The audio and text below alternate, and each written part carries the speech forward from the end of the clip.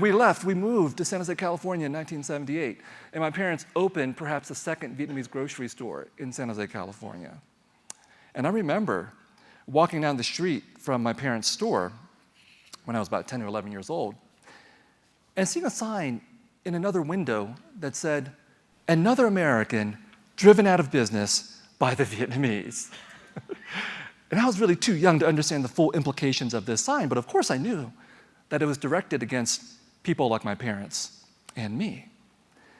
And I thought, does this person who wrote this sign and put it in the window know that my parents work 12 to 14-hour days in this grocery store every day of the year, except Christmas, Easter, and New Year's? Does this person know that my parents were shot in their store on Christmas Eve? Does this person know what my parents have been through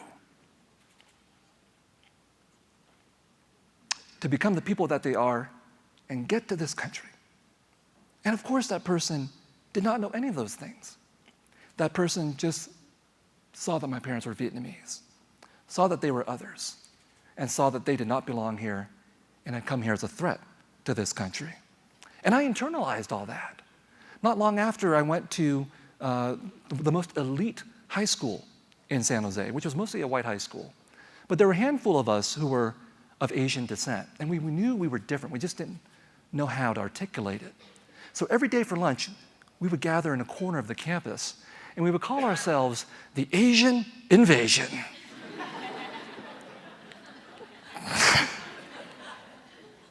We had no language for who we were. I have to wait a few more years before I went to Berkeley and step foot on that campus and become immediately radicalized as an Asian American.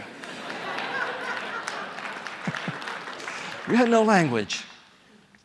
And looking back, I could see that what I lacked were voices from people like me. Immigrant voices, refugee voices, Asian American voices. And of course those voices existed. Of course people like us had been talking and shouting and writing books and telling stories for a very long time in this country. But even so, those stories had not really percolated to my high school. And I needed those voices. I needed those stories. I needed to become a writer. And looking back, I can look at this situation and think, yes, the reason there was this paucity of voices was because of structural racism in this country. But really also, part of the problem was Asian parents.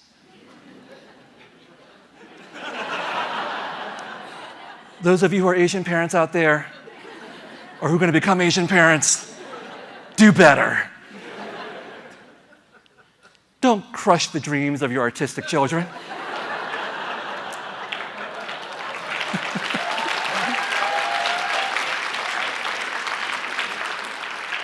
Nourish them, grow them, so that they too can one day grow up to become writers who will write scathing autobiographies featuring you.